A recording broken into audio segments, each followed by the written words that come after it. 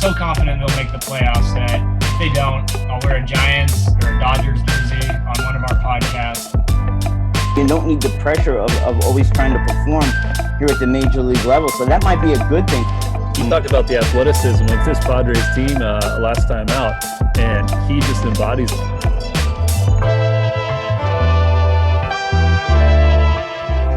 Hello, everybody. Happy Friday. We are coming to you from Slam Diego, California, here on the BCSC Podcast. Andy Bishop, Brian Vilvin, Thomas Conroy.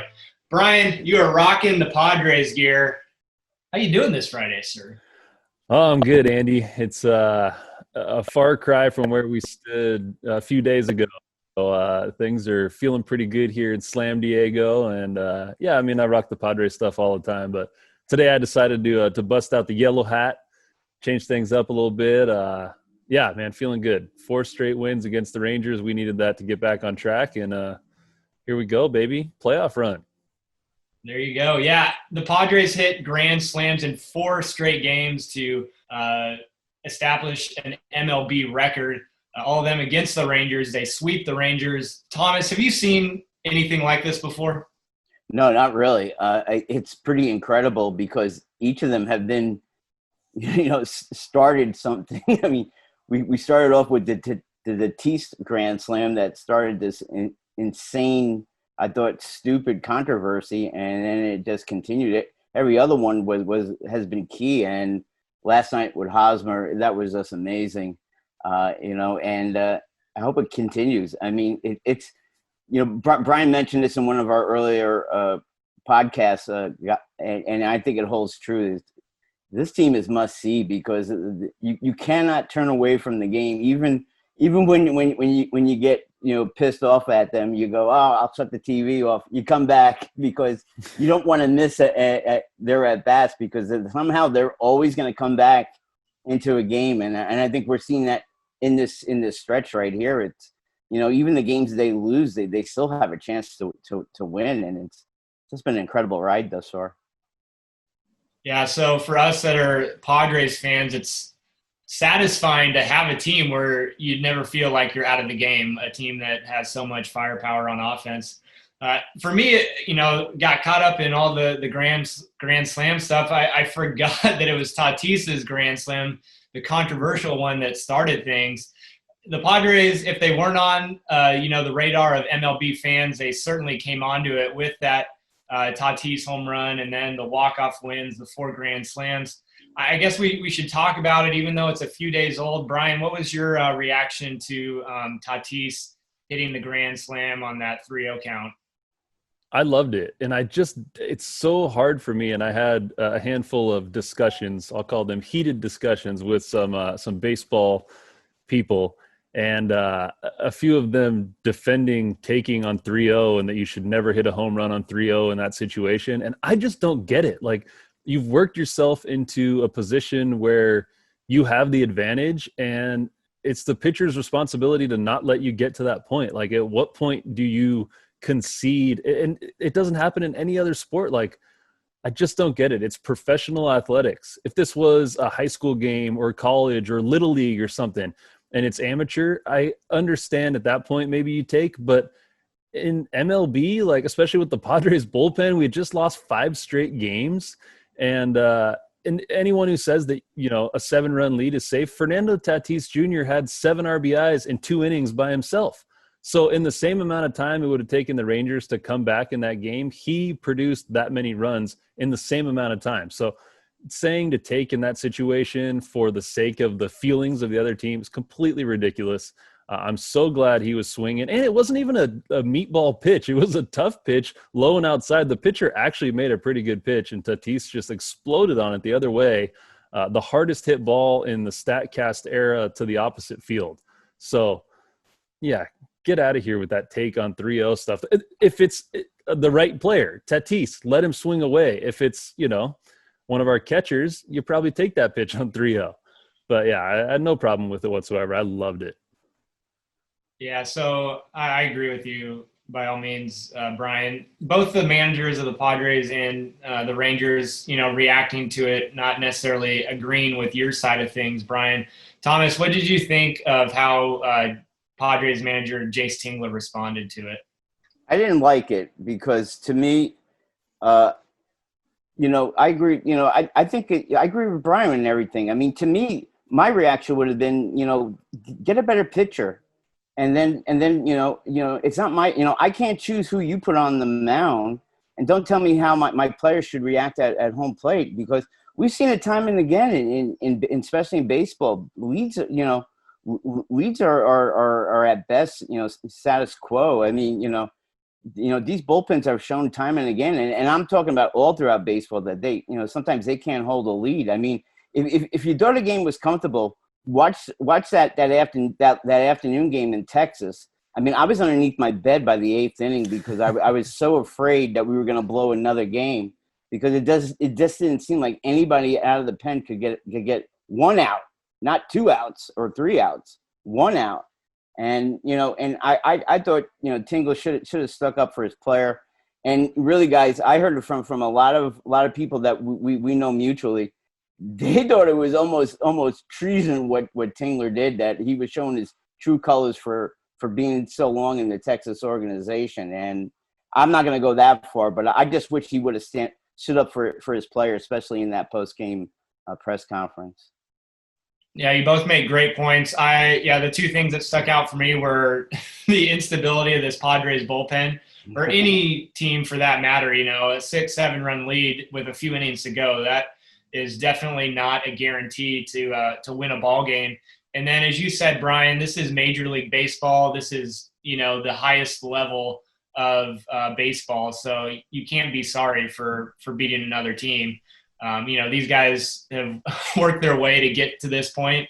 And if you're scared to throw a fastball because it might get hit out of the park, then, you don't belong here. So anyways, a lot of good thoughts there, guys. I do want to get back to the bullpen, I guess, as this continues to be a frustrating factor from this Padres team.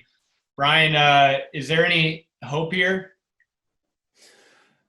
I think there is hope. And so I don't exactly know what Tingler's plan is with this bullpen, but it feels like every time I'm watching the game, I feel like Tingler thinks that the rule is you have to face 6 batters, like the 3-batter minimum. It feels like he thinks it's a 6-batter minimum because he just leaves everyone in for way too long. But on the other hand, maybe he realizes that we need these people, these pitchers, and we're going to need them later on in more leveraged situations. So let them pitch their way out of it. If it costs us a ball game here or there, maybe he's comfortable with the position we're in at this point in the season. So let the guys take the lumps now and then be prepared a month from now when we're really in the heat of the battle. But yeah, I don't know. It just feels like we're leaving guys in for way too long, not playing the matchups. Like sometimes he goes to the matchup and then sometimes you don't play the matchup. So I just don't understand. We also don't know, what type of injuries people are dealing with, but I'm hoping that there is a master plan that we just don't know about yet, and that he's really just trying to get these guys to figure it out on the mound. And so far they have not, but we're 15-12 with the bullpen performing as it has. So I think all things considered, we're in pretty good position. Guys, I have a question for both of you. You two is who's been the biggest disappointment out of the bullpen, just performance-wise, not because of injuries or anything like that? I know my answer, Andy. If you want to go, we may have the same one, but I have a lot of them. But I guess mine would maybe be Tim Hill, a guy who had success early on through the first few games. A guy we traded for from Kansas City, a lefty with kind of a funky delivery. So early on, I was pretty excited by him. I can't tell you his exact ERA, but I know he's gotten hit around a little bit. But that's the one that sticks out for me. So if this was 2 days ago, I probably would have said Tim Hill as well. But coming into that bases loaded jam in the top of the 10th 2 nights ago, and getting through it, only letting that 1 run come in on a ball that was hit 10 feet in front of the catcher. But it's Emilio Pagan for me. He has just come in high leverage situations and time again, given up home runs. his career numbers do not show this type of pitcher. Like, they show a guy who's been dominant for most of his career, doesn't give up many hits, let alone home runs. And it feels like every time he goes in there, he's in a high leverage spot and his fastball's not moving and guys are just sitting on it and taking him deep. Like, I have no confidence when he's in the game right now, but he's got such good stuff. So after he gives up that home run, you see a couple strikeouts where you're like, oh my gosh, that's this guy. But so far, yeah, Emilio Pagan has been – I thought he was going to be like a Pomerantz type. I thought we'd go, man, Pagan, Pomerantz, Yates, uno, dos, adios, and it has not been that at all. There's, a lot of the guys that have struggled, and it's frustrating because they're guys that can throw some serious heat. I mean, we're talking, mid-90s and above, whether it's Pagan, Patino, Michel Baez, who I like to – see getting another shot, but you saw him last night. He continues to struggle to locate, and then once he does, they mashed it to center field. So I don't know. It's I wouldn't want to be Tingler dealing with this bullpen because night in and night out, it's tough decisions. But we'll see how things go. Any other thoughts on it, Thomas? I was just going to say you mentioned the location thing, Andy. Thomas, maybe you can speak to this, but I don't feel confident that guys can even throw strikes in the bullpen. Like, every time they come in, it's just a walk fest, and that's how you get in trouble, is by walking guys and then giving up a jack. Have you been seeing that too, Thomas? No, I totally agree with you, Brian. That to me has been the biggest issue. Is just these counts go to full on most times, and especially in Pagan's case is he relies. It looks like when it's 3-2, he's going to try to blow it by you, and as you mentioned. We've seen hitters just tee off on his fastball because they worked him into that count where he has to use his fastball in certain situations, and he's just been burnt on it. And it seems like the downward fall of this bullpen started when Kirby Yates looked like he was having obvious arm issues and just didn't look right. And I thought they would come up with some solutions. I mean, the only positive one that's been out in that pen thus far in these contests has been Drew Pomerantz, and he's been, quite frankly, he's done he outshot my expectations because he has been really he shows me a lot in that, and I think he could be the closer role barring any injuries, or at least the one I have full confidence in. Yeah, I love what we're seeing from Pomerantz. I don't totally quote me on this, but I believe I saw a stat last night after the game finished that besides Drew Pomerantz, the rest of the bullpen's ERA is about 6.5, 6.7, somewhere along that line. So that speaks to what we've all been talking about the last few minutes. Let's switch it over to the offense. It's so much fun to watch this team when they come up to bat, especially for me, the top of the order, which we've seen a small twist to over, since the last time we talked, and that's putting Trent Grisham at the leadoff spot, putting Fernando Tatis in the 2 spot, and then following that up with Machado, Hosmer, Myers, and the like. What do you think of Fernando in the 2 spot, Brian? I love it. Honestly, I like Fernando in any spot. He mashed in the leadoff spot, but the problem was nobody was ever on base for him. In the 2 hole, he is coming up in big opportunities. He looked good in the 3 hole as well. Pretty much anywhere you put that guy, he is going to crush the ball. But I think it just makes the entire lineup deeper. The fact that you can go like 6-7 guys and you're getting a quality at bat each time, that's never been the Padres' MO. And he sets the tone for everything, but pretty much plug him in anywhere and it's going to be successful. I've so far really liked him in the 2. Hey, Thomas, I want to get your thoughts on Manny Machado. He's, struggled a little bit from the plate. Finally came out this series, obviously ended the game 3 with that grand slam. What are you thinking about him hitting number 3 right now? I think it was smart to kind of keep him where he was and not juggle him too much. I know they did a little bit, but watching Machado from the American League, one of the things that I kept an eye on, and I really appreciated when he was going through the tough time when he was with Baltimore. Sometimes he would be a little lax in in defense, but when he made that play down the right field line in Texas, that was like, I'm telling you guys, that was one of the greatest catches I think I've ever seen, because I couldn't even I was like, there's no way the first baseman ran down there. Where did they get the fifth outfielder? I knew they had the shift on, but to watch it again, I was like, my God, what a play by Machado. And I'm glad that he's taken, he's really matured watching him from the beginning of his career. And to me, he's a real team leader on this team. When you get those brief glimpses inside the dugout, he's one of the guys that's really, joking around with pretty much anybody that's in an ear distance of him. And, and that to me is what was one of the cool things about this team is I think it's such a tight knit group that I don't know if I could say that in years past for the Padres, because I think it was a little bit cliquish, but this group seems like it's 28 strong. Yeah, for me, I guess I just like seeing a more consistent offense, and by that I mean just the same guys starting the lineup most games. Yeah. Seems like we've just been a platoon team for the last 5 years, and we saw that a little bit at the start of this year. Obviously, you're going to give a guy a day off, let them DH or whatever, and maybe plug in a non-starter in the lineup depending on the matchup. But I love seeing Trent Grisham just play that center field pretty much every day. Plugging in Cronenworth at second most games. Love just what we're seeing from that guy, likely a rookie of the year, and we can talk about him a little bit more. Mm-hmm. And then, you have those guys on the bench like a Greg Garcia, Ty France that can come in and contribute. So the consistency is what I like seeing from manager Jace Tingler's lineup.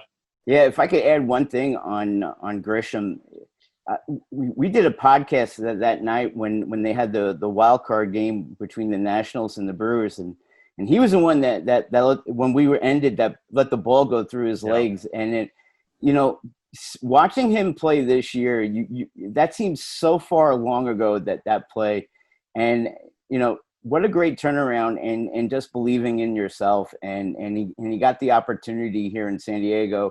I think it's been a great trade all around, because Arias has played really well for the Brewers. So it seems like one of those, win-win trades for both sides, and the players are excelling at their new locations. And tip my hat to Brian, if you could tip your hat to Trent Grisham. It's been a great ride watching him in center field. And my God, he's an excellent center fielder. Yeah, he's got the athleticism. You saw it last night on that 3-run double from the Rangers. He was right there, a couple inches off the mark, trying to bring in that catch. But love seeing that guy. Brian, any other thoughts on our lineup? I just the one thing I wanted to say about Manny Machado, he has been hitting the ball really hard recently. A lot of times it's been right at people, but when he hits the ball hard the other way to like the gap in right center field, which he did on one of his doubles yesterday, then he's really kind of finding his stride. And I think a lot of it comes back to that at bat in the 10th when he hit the walk-off. He worked a count. He saw 8 pitches, which is very rare for him right now.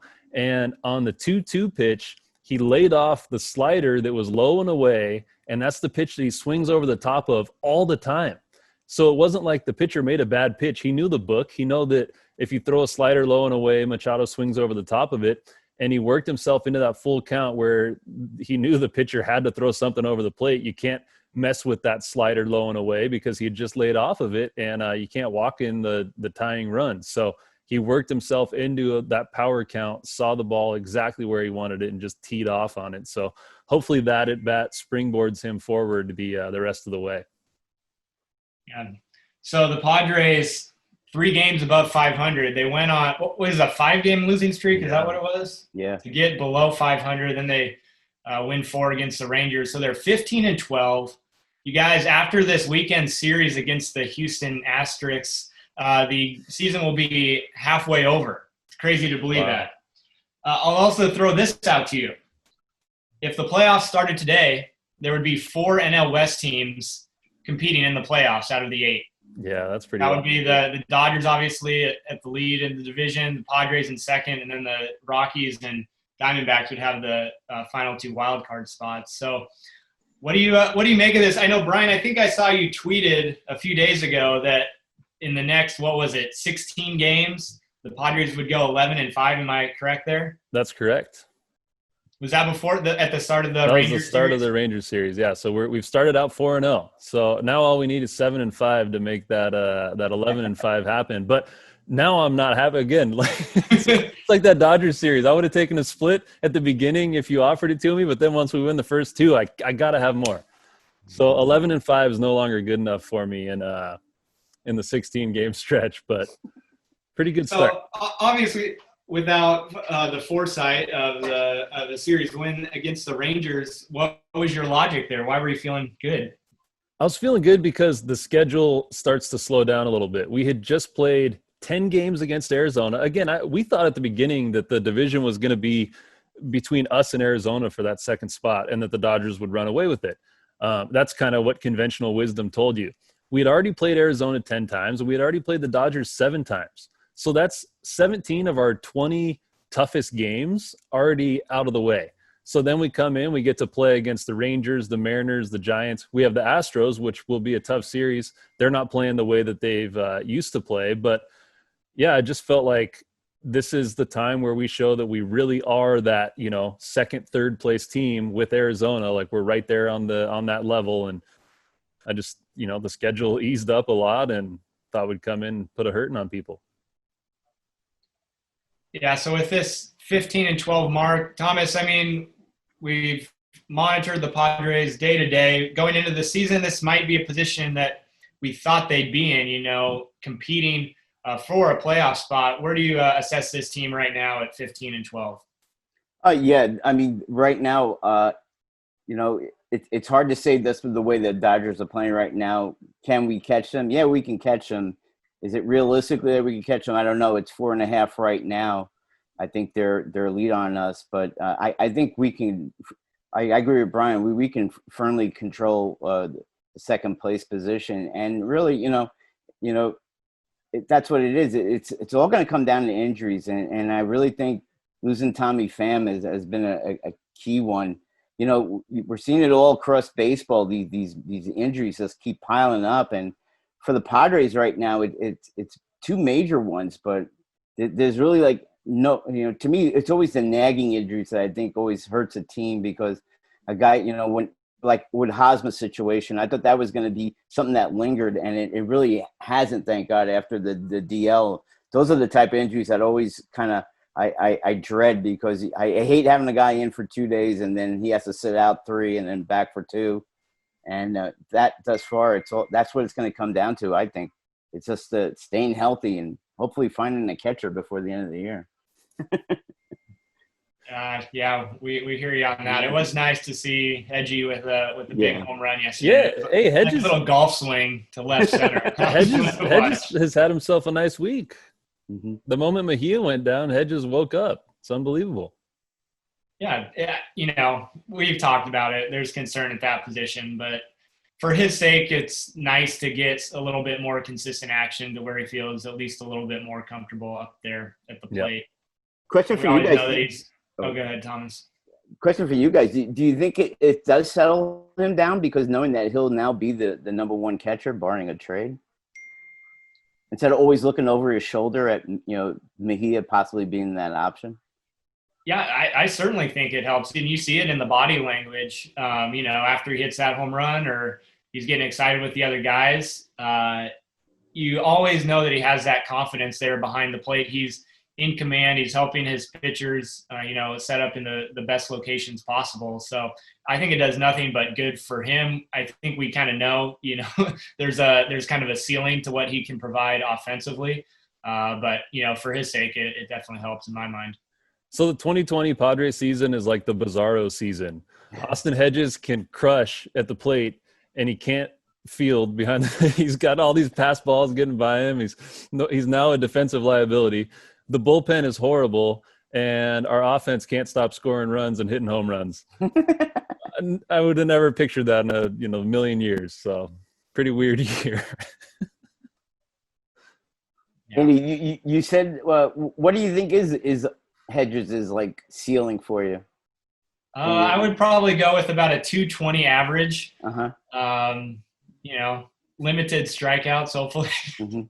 Less than one strikeout per game. But no, I don't know. He's never hit for average, but he does have a power bat at times. So, you're always going to see him in that 8 or 9 hole. So. Draw some walks, lay down bunts. Like, he's the kind of player when he comes up and there's a runner on first and one out, you can bunt him and move the guy over to second and hope that Grisham gets a base hit. Like, sure, you're wasting it out, but it's better than him grounding into a double play.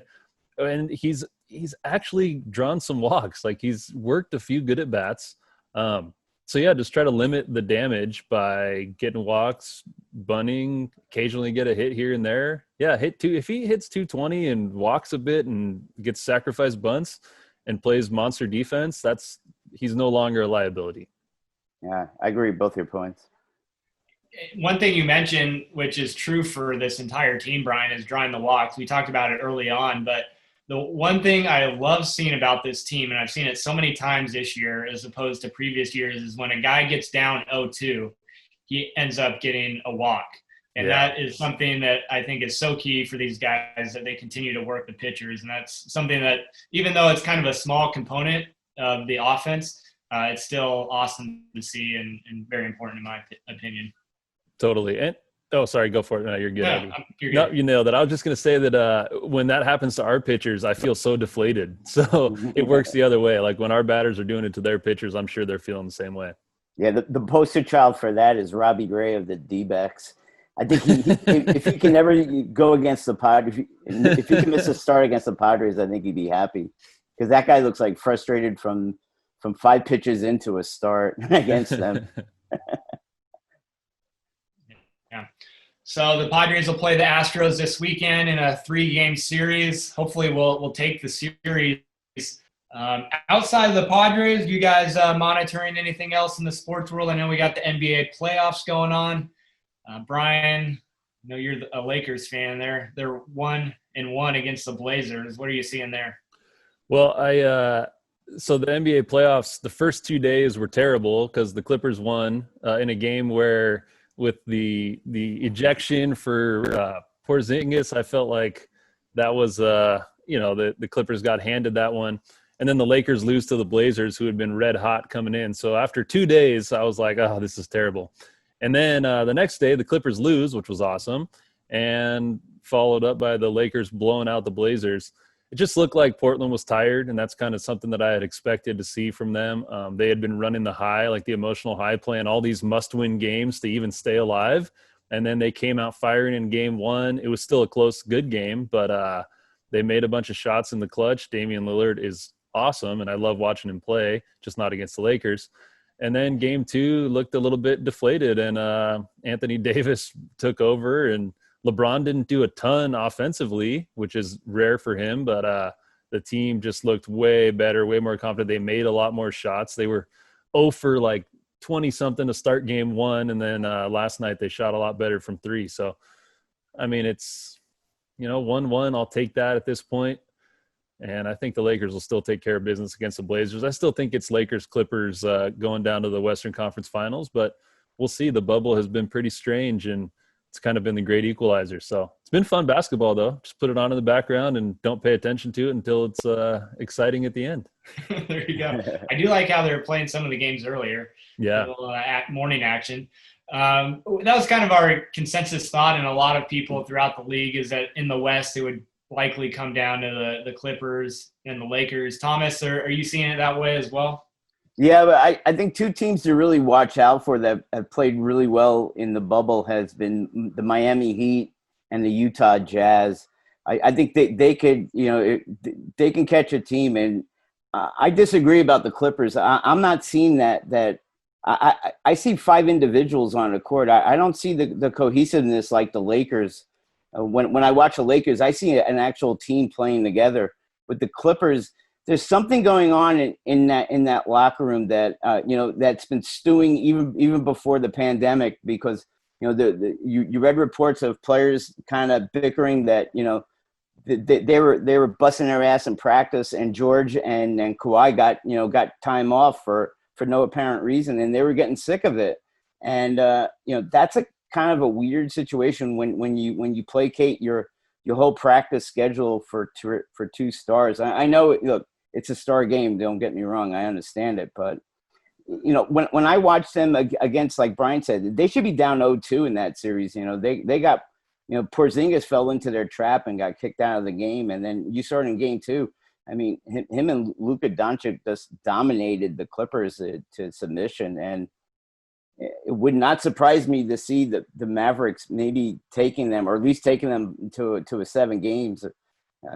They're right now that they seem to be the better team. They may not have the best players, but they seem like the better team in that series. And great insight, guys, from the hardwood.